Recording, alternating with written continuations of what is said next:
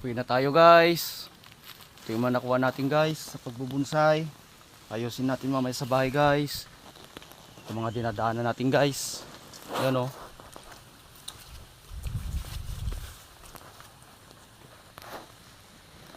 Bonsai lover. Yan guys. Ay ko.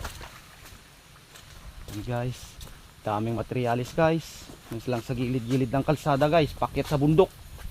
Pero di pwedeng makakyat ngayon ng mga sakyan guys. Yung kalsada ganito guys. Yan. Diretso sa bundok yan guys.